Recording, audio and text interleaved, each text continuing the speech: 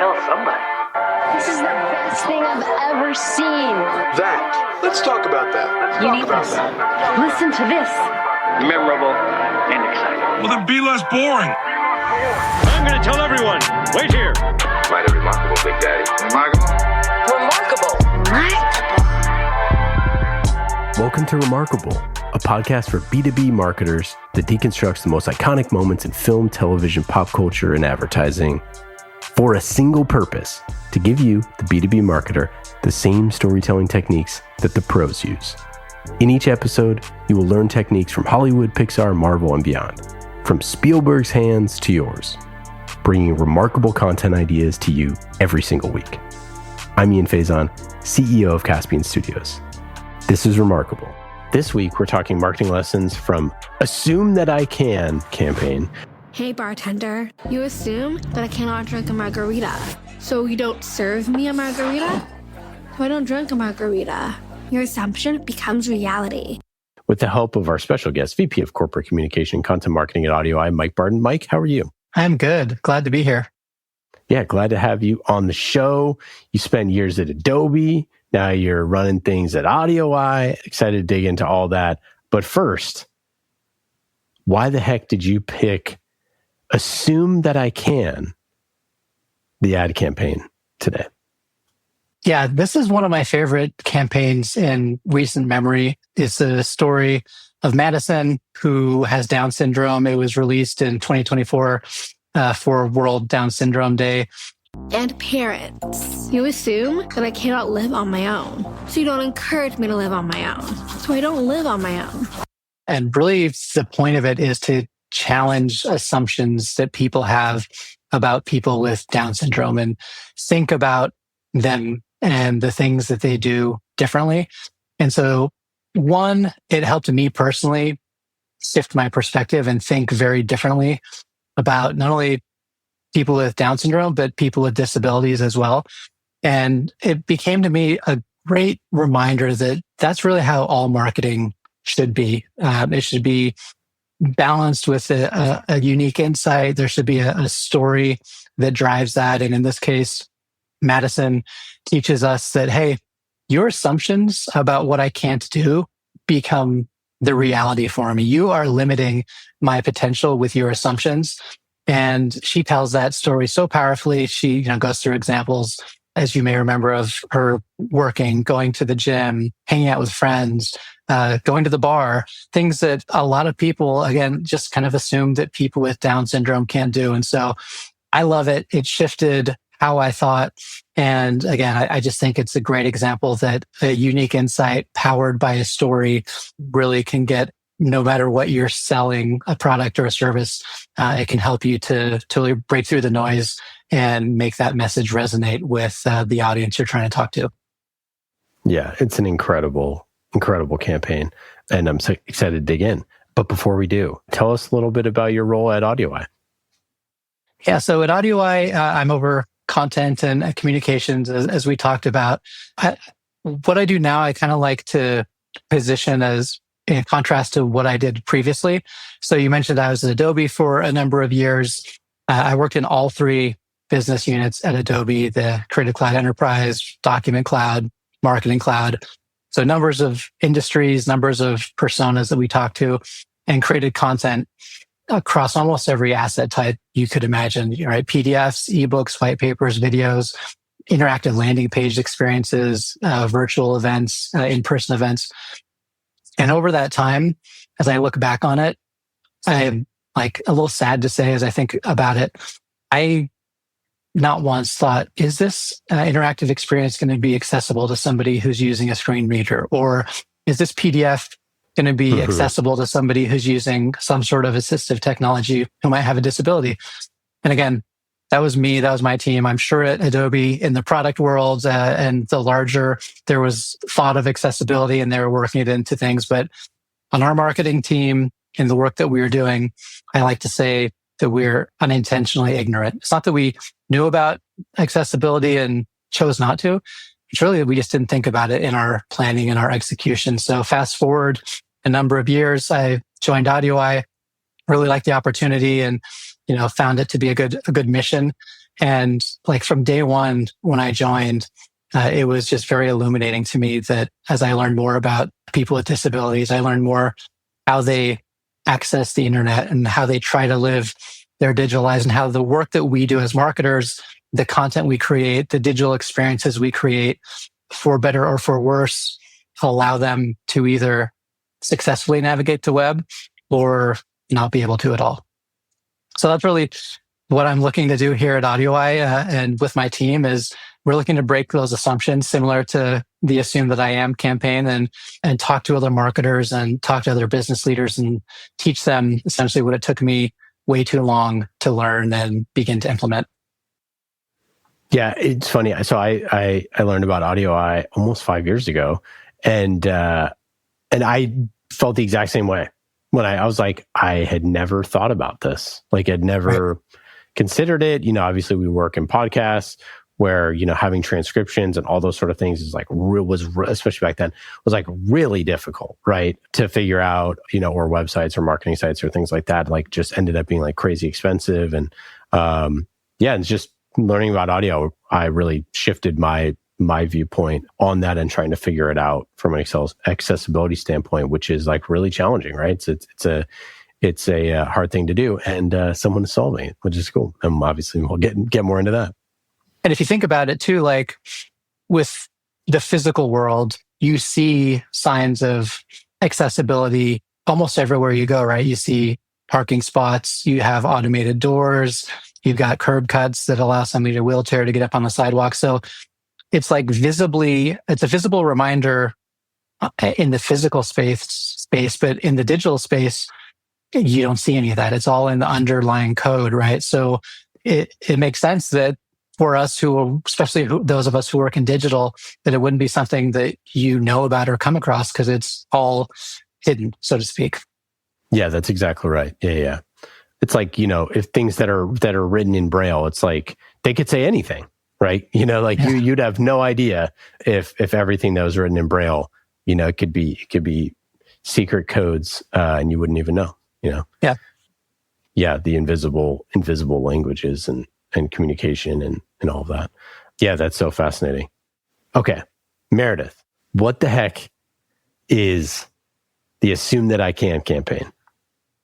So the campaign was actually inspired by a speech by a 29-year-old Italian woman named Marta Sodano, who'd spoken at World Down Syndrome Day at the United Nations. She had said, "I discovered that in psychology, there's a concept called self-fulfilling prophecy, whereby a teacher who thinks that a student cannot understand would just act accordingly, and therefore they would not teach the student."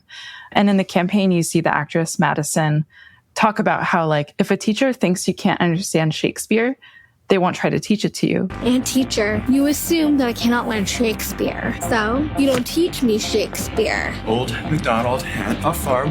So I don't learn Shakespeare. E-I-E-I-O. So it's a self-fulfilling prophecy. And she said, Marta Sodano said, and there you go, the prophecy self-fulfills. But in my opinion, there are no difficult or easy concepts. There's always a simple way to explain things. If I think of all of the things that were not explained and taught to me, well, I really get angry. And so her speech really struck everyone. And so, and especially the Corpor, which is a Down Syndrome Foundation in Italy, who runs World Down Syndrome Day. And so they heard this and they used it to inspire this campaign. And so the campaign stars Madison Tevlin, who does have Down syndrome. She's an actress and model, and she's known for her work in the movie Champions. But hey, if all your assumptions become reality, then assume that I can drink a margarita. You serve me a margarita, so I drink a margarita. And it was created by the New York-based agency Small, SMALL, in collaboration with a bunch of organizations, including the National Down Syndrome Society and the Global Down Syndrome Foundation. And Corpor president Antonella Falugiani said, "We decided to launch a call to action, which aims to engage the whole society, not just our community, because disability really affects everyone, and everyone must be able to act to change the culture that produces discrimination." With the story of Assume That I Can, we show how each of us can contribute to inclusion by listening and looking at people with Down syndrome and their needs and desires without warped filters. Only in this way can we tear down the walls that still limit the lives of people with intellectual disabilities. So executive producer Kareem Bartoletti at Indiana Productions said that they wanted to take the idea of assume that I can to every level of production. So I thought this was super cool. She said, you assume that I'll shoot this campaign like any other commercial that deals with disabilities. You assume we can't find an actor or an actress that can carry the weight of the whole film on his or her shoulder. You assume we can't get Rich Lee to direct it and Chris Probst to light it. If we want to create awareness and break boundaries through the work that we create and produce, we need to do it ourselves. We assumed that we could, and we certainly did, because it certainly shows in the originality and power and creative strength of this year's Core Down World Down Syndrome Day campaign. Assume that I can learn Shakespeare. So, what fools these mortals be? I learned fucking Shakespeare. So they also launched, along with this main campaign, they launched a series of videos on social media of folks with Down syndrome sharing their real-life experiences of biases and stereotypes they faced.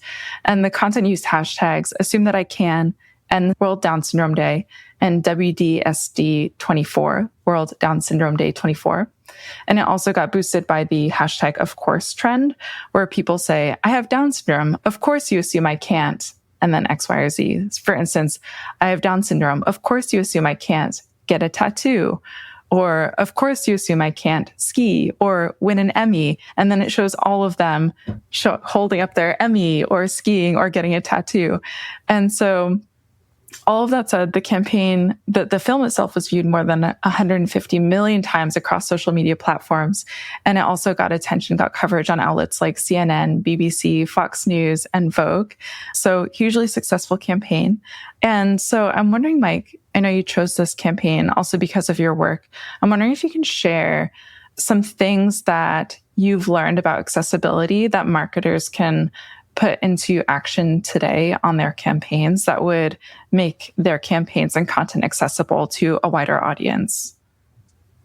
Yeah. So in terms of accessibility, a lot of it is just thinking differently about how you build content and how you build digital experiences. So for those marketers and those digital marketers who do think about accessibility, a lot of times it's like after the fact. It's okay, I've built this content, I built this experience digitally.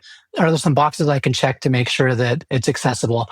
When you're post accessibilizing, I don't think that's a phrase, but we'll go with it, content and experiences, you're not going to be able to do it that effectively. So the first thing we recommend is at the beginning, as you're thinking about the ideation and you're beginning to see how does this come to life, that's where you should start to think about accessibility. So in some cases, it might be building a design or an image differently. It might be the way you include forms or tables on a page. Like it might need to be displayed in a way that a screen reader can read the content more appropriately.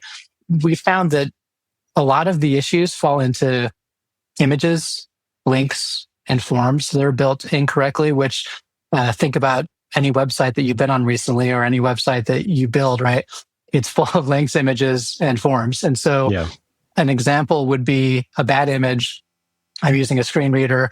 So let me take a quick step back that a person who's blind and wants to access a website uses an assistive technology called a screen reader. And it does exactly what it says. It reads the content on the page and reads it out loud to that person who's blind.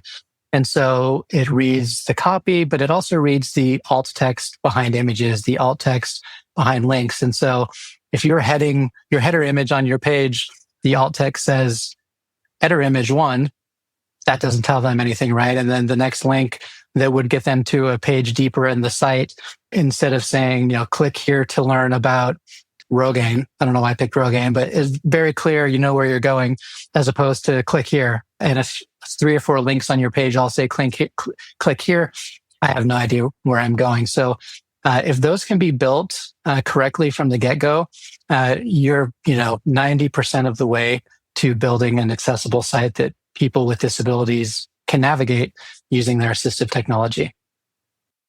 That's so interesting. I wouldn't have even thought about that, but that's so fascinating and would be, I feel like, an easy fix. Right. It is usually easy. And again, if you're doing it with that in mind from the beginning, You're not fixing it, you're building it. And it doesn't even take that much more time to build accessibly. But when you are trying to go back and fix it, it adds much more time to the process and makes it more complicated than it needs to be. Do you, zooming out to the campaign, it's so simple. It's such a easy to understand premise. And I love the self-fulfilling prophecy piece.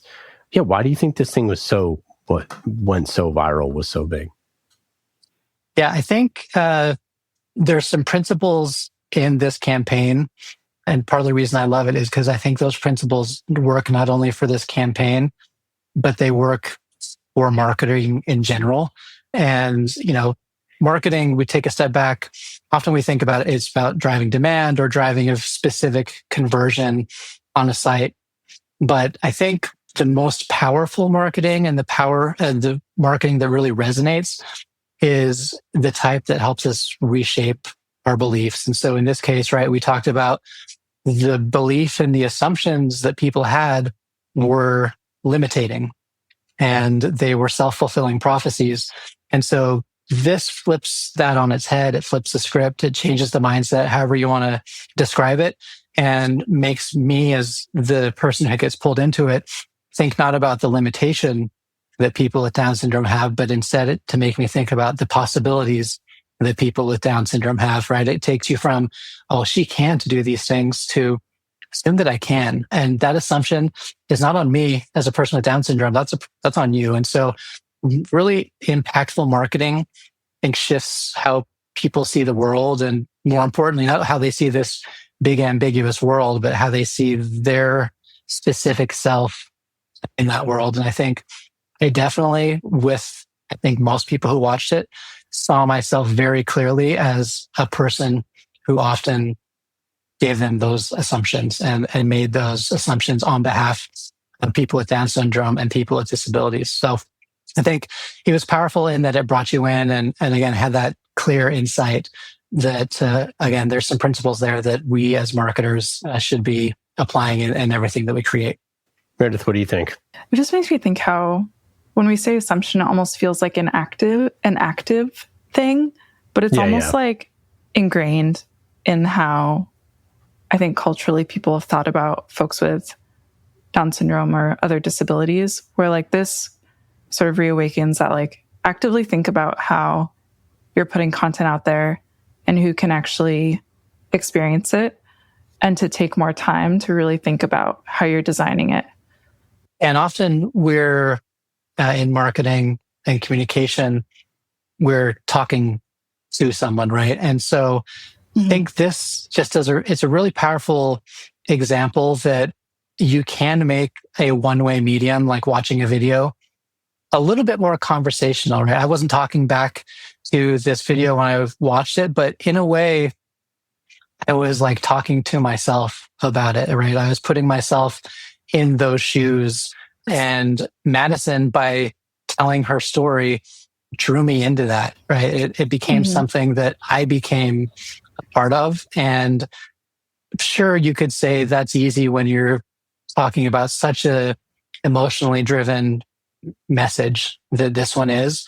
But again, I think that applies to most other kind of marketing that we're trying to do. Is we almost take it as an excuse, hey, I'm selling this product or this service. I just need to talk about the data points or the ROI. But reality is, the more we can bring that audience into the story we're trying to tell, the more likely they are to actually pay attention and have it resonate and break through all that clutter and the noise that they're getting on a daily basis. Mm-hmm. Yeah. I think it's also interesting that they took the inspiration for this campaign from a speech from someone who spoke at their event, and that it was a very, very authentic message. And so they're sourcing from their audience in a way that I think, because the message was very real and very genuine, you kind of see that in the content as well. Yeah, for sure. Good marketing is saying, hey, look at this.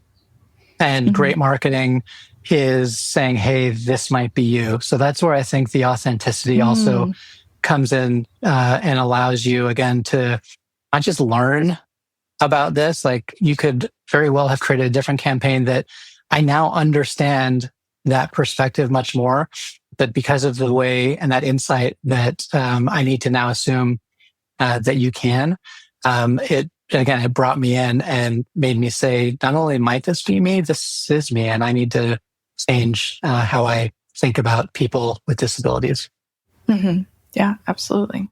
Yeah, very cool. Yeah, I think also, using the sort of like hashtags and using, those sort of things. I feel like that almost is like overdone at this point in marketing, where like you sort of see people try to like hijack that type of thing. Mm-hmm. And this is so authentic that it works, right? And that it sort of tells you something about yourself, that it teaches you something about yourself that you don't know. And so therefore, like, the hashtag works, where it's like, if you're like hashtag like money talks or, whatever, right. Mm-hmm. It's like, okay, well, that's clearly self-serving. Whereas like, this is like hashtag, of course, you don't think I can ski sort of thing. Like that's so brilliant, right? Mm-hmm. Yeah. Because it's true, right? Whoever is reading that, they're like, oh yeah, I actually didn't know that.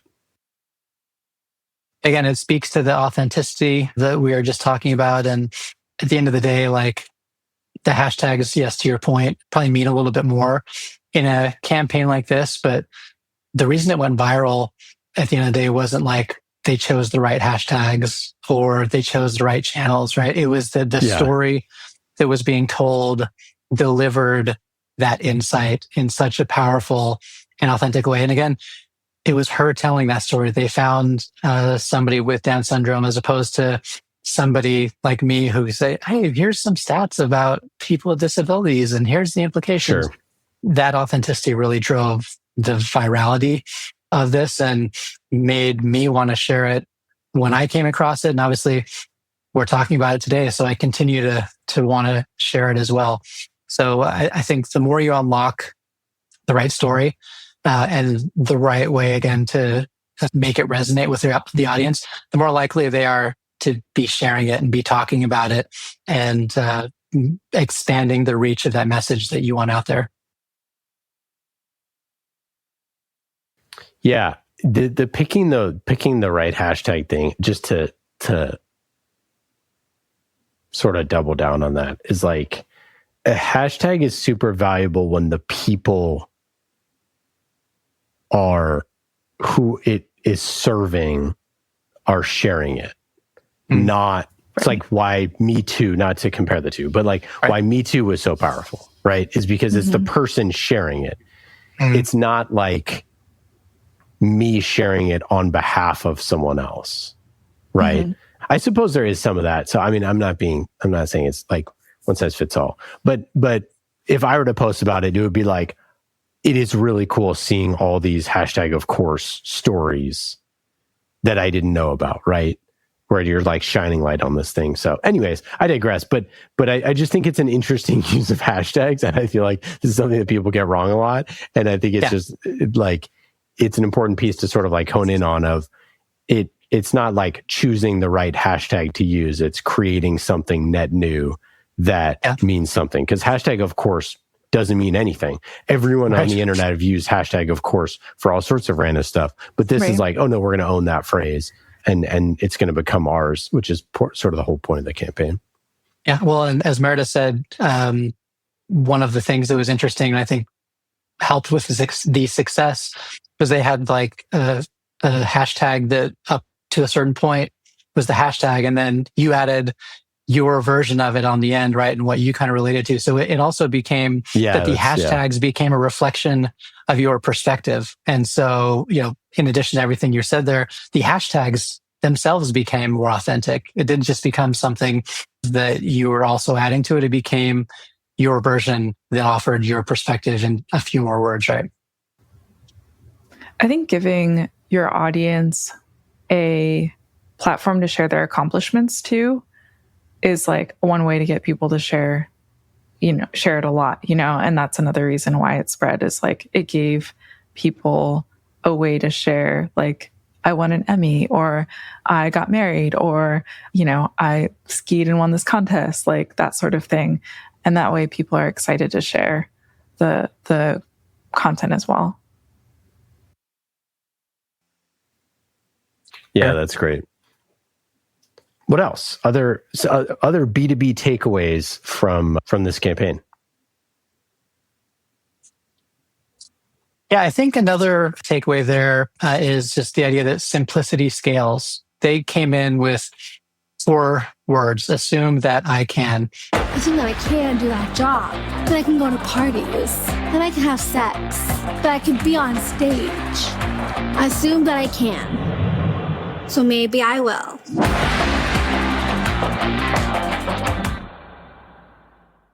It's memorable. It's easy to, kind of consume. It's easy to share.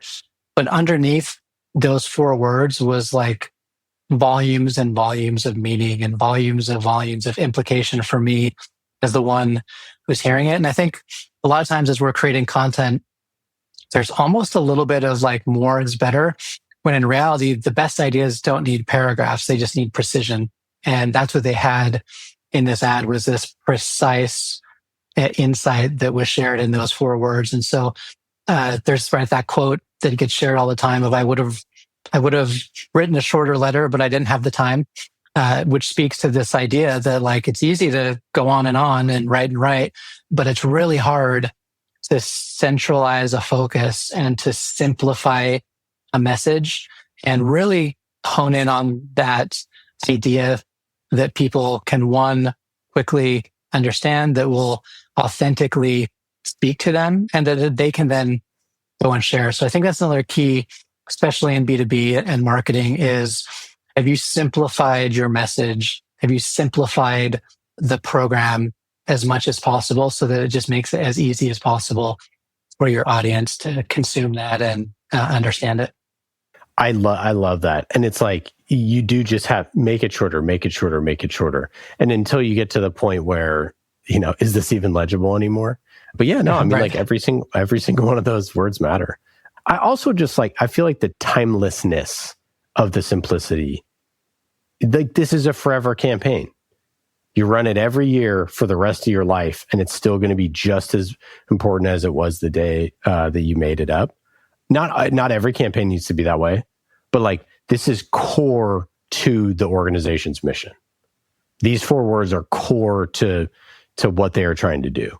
And I think that's a great thing to have on forever, because those 150 million views on that campaign, when you go hit them with the same campaign again next year, that's 150 million people who already know V1, right? Mm-hmm. And now you can just remind them that they saw this thing that was moving. And we kind of touched on this a little bit earlier, and the importance of like having powerful insight. Like their insight was that there's assumptions about people with Down syndrome and self-fulfilling prophecies that exist. And once they honed in on that powerful insight, which is an evergreen insight, that's going to continue to be the case. And it's going to be a barrier they need to continue to break down.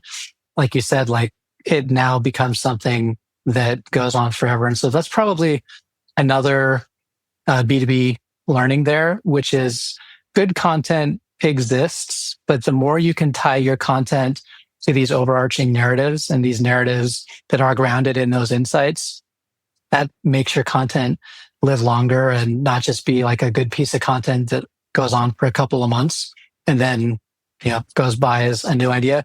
Like, what are these evergreen, really powerful insights that I can build content and campaigns around? And again, once you can simplify those and land on them, it almost makes storytelling and content creation that much easier, not just in the moment, but ongoing, because you've grounded it all in that story that you're able to tie back to over and over again. Yeah, so true. And I like the idea of sort of having, you need to have campaigns that are specific to products and features or date and time, or, hey, this is where our product is positioned this way right now to achieve business right now. But that there's also this sort of overarching campaign that we need to achieve. What else? Other B2B marketing takeaways. Yeah, I think there's also something here about this idea of starting with a belief barrier. So those are like, right, the assumptions, the misconceptions, the mental roadblocks that might keep somebody from seeing the value of what you're offering or the value of the message you're trying to get to them. I think looking at it another way, like if your audience already believed what you want them to believe, they'd be acting on it, right? In the case of digital accessibility, if the audience we're talking to knew about it and believed it was important, they'd be creating accessible websites. But in many cases, they're not. So for us, we're looking at it in the same way I think they did in this campaign, which is what's the belief barrier that we need to identify and then either bring it down or address it before we can get to the value of what we want to talk about. And I think as marketers are creating campaigns, often we start with, oh, what's the message we want to tell? Like we work as product marketing, we got this really good one-liner. But at the end of the day, if we're not addressing what that barrier is and identifying how we move it and change it, then that great value message that we have is just not going to resonate and not make it. So types of things that we hit on as an example is like accessibility is just a legal checkbox that we make sure things are done at the end of it. Or at the very base level, people with disabilities don't use my website. People with disabilities don't use my product or service. That we talk about self-fulfilling prophecies. That is a self-fulfilling prophecy right there. So I think as opposed to starting with the message, the more that content marketers and digital marketers can start with what's the barrier, what's the mindset shift that needs to happen, I think that also allows for those deeper insights and those campaigns that really resonate with that target. All right. Any other B2B lessons that we got here? The final one I'd probably say is just this idea that, which we've talked a little bit about, but connection and empathy really manifest when the person you're talking to sees themselves in the story. So again, we've kind of tiptoed around that a little bit, but sure. Again, just these campaigns shouldn't talk to you. You need to pull people in, and sometimes that's through telling it from the perspective of the end user. In our case, sometimes we bring in people with disabilities to tell those stories and to make it real. In other cases, it's from the perspective of a content marketer or a digital marketer, but it's not talking to, it's inviting in. And I think that's just a key that in the fast-paced world of business and marketing and content, a lot of times we're just focusing on what's the message we need to get out and not how are we creating space for that person to kind of enter into the conversation and place themselves and really think about what they need to do differently. That's great. Okay, so what's your marketing strategy at AudioEye? How does content fit in? Yeah, so as I mentioned before, for us, as we're talking to these various personas who are building digital experiences, they're who I was a number of years ago, right? They're trying to create really great content. They're trying to follow modern best practices, which often involve interactive content or a little bit of complexity, but they're not thinking about people with disabilities. They're not thinking about building accessible experiences. So for us, it's at the very foundation. It's really not very dissimilar from what they did with the Assume That I Can campaign, right? Like we're breaking down the barriers. And I mentioned it a little bit earlier, but an example, when I first started working at AudioEye and I was talking to other people about what it is, I was talking to somebody who owned a supplement company, and he said, "Oh, I never thought about, making a site for people with disabilities." But at the end of the day, people with disabilities don't use supplements, or they wouldn't use my product. And it was one of those like, what were you? Yeah, that's wild. But it's crazy that I've heard that repeatedly from different people and different businesses. And again, we keep talking about this self-fulfilling prophecy. And yes, if you think that a certain audience won't use your product and you don't build it in a way that allows them to, then they won't. So you're also shrinking your potential for market size, right, as well. So it's building that awareness and bringing people to that realization that I do need to be thinking about this differently and thinking about it in a way that is not only the right thing to do, because it is the right thing to do just to make your site accessible for people who have disabilities, but there's business impacts to it as well. So like we're telling a bit of this number story with this do right and emotion story, and kind of leads us to one of our biggest principles as well at AudioEye is that like data informs, but emotion transforms. And it's not that these are two mutually exclusive delivery mechanisms, but I could tell you all day statistics about people with disabilities, right? I could tell you how many people are in the world with a disability. I could tell you about their spending power. I could tell you about the loyalty of people with disabilities and their friends and their family.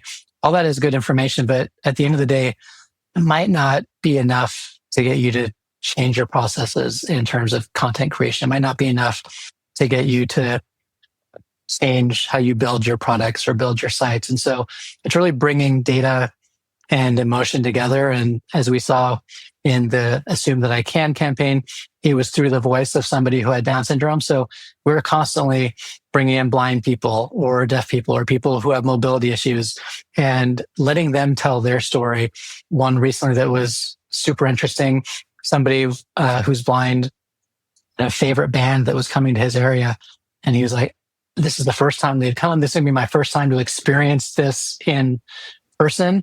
And as they went to the ticketing agency to select a seat, it was inaccessible. So they couldn't get a seat, right? So they literally were blocked from doing it, and they had to find somebody else who was sighted who could come and help them complete that purchase. So stories like that are powerful. They're real, and they allow you to, again, connect that these data points aren't just numbers. They reflect humans, and they reflect the stories of people behind that. So we're finding that the more we can bring those two together, bring the data and the emotion, the more impact we're having on that audience that we're trying to talk to. Yeah, I mean, I think what you did so well there, which is a sort of a universal marketing piece, whether it's in this accessibility software or any software, is like the size of the market or number of people or the features or the benefits or whatever you can do versus the actual user experience, the customer experience on the ground, what that feels like for that person in the moment of when they need to make a decision is always the best way to tell the story, right? It's like pain, question marks, solution, that's like always helping them tell their story is always the best way. And, if you're doing an investor pitch deck or if you're doing something for Wall Street, you need to have a lot of numbers in there.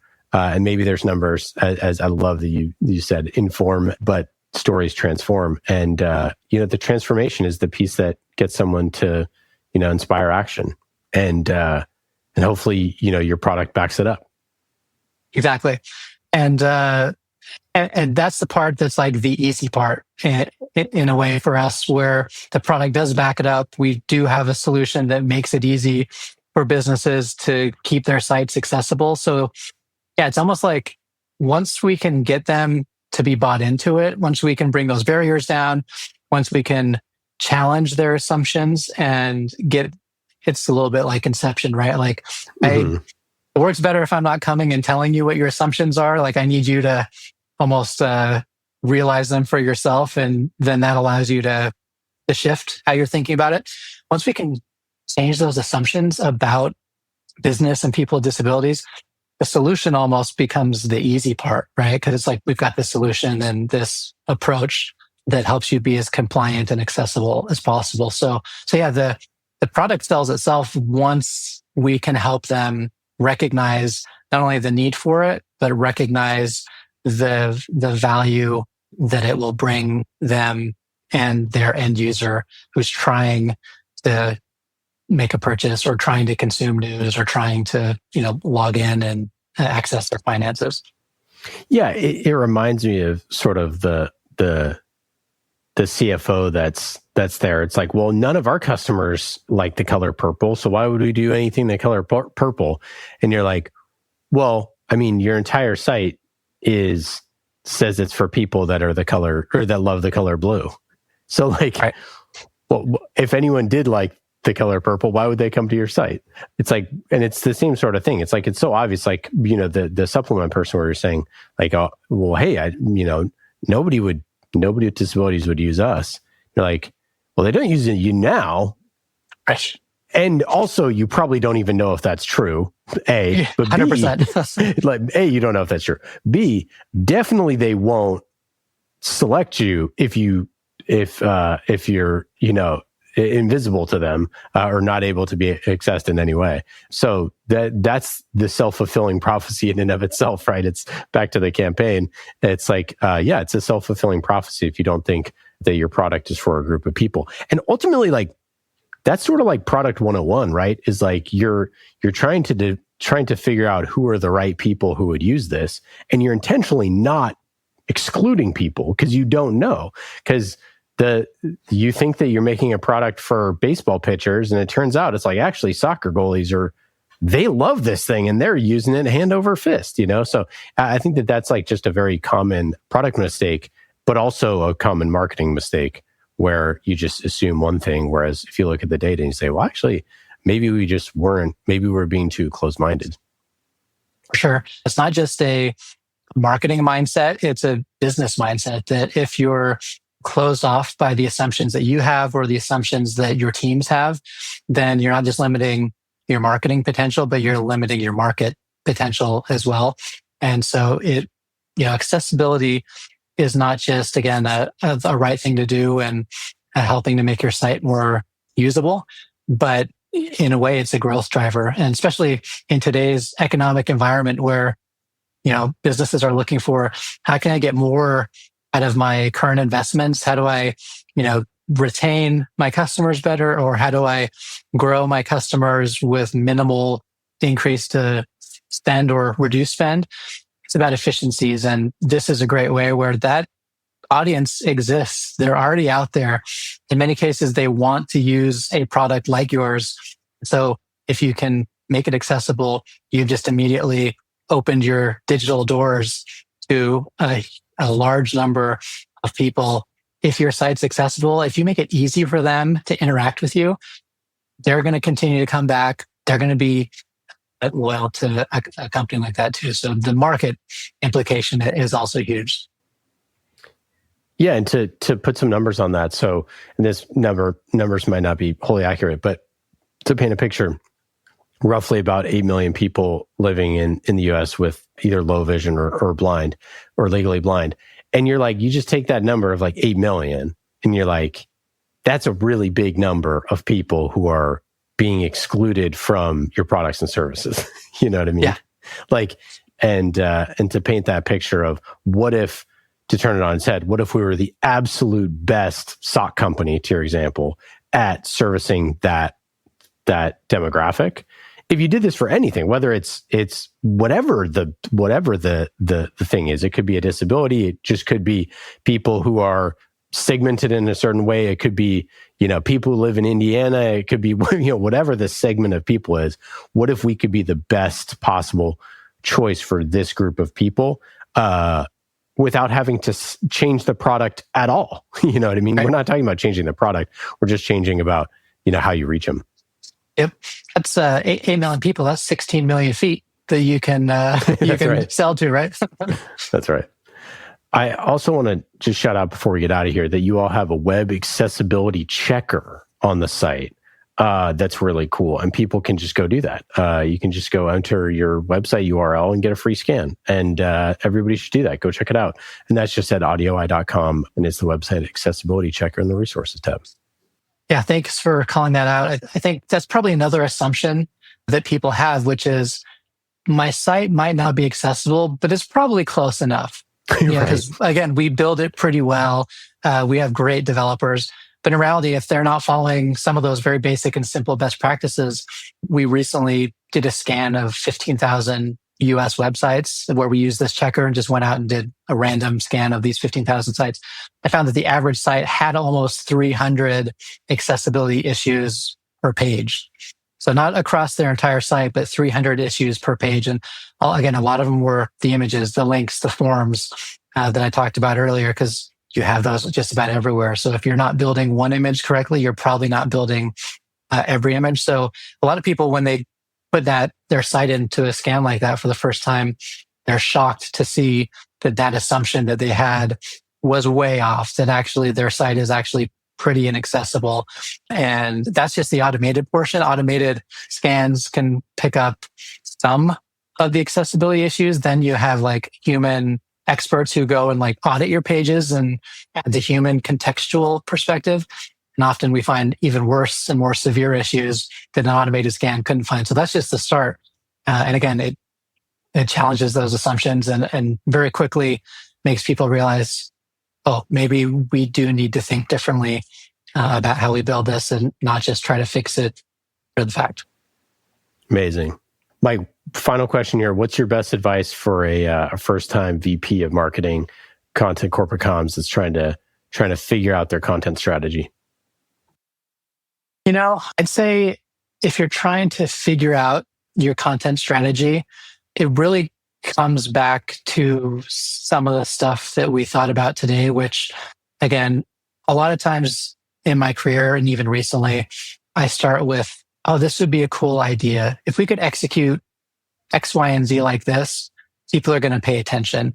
And we start to build based off of the end that we have, but we just need to rewind and start at the foundation and start at the principles, which again is, who's my audience?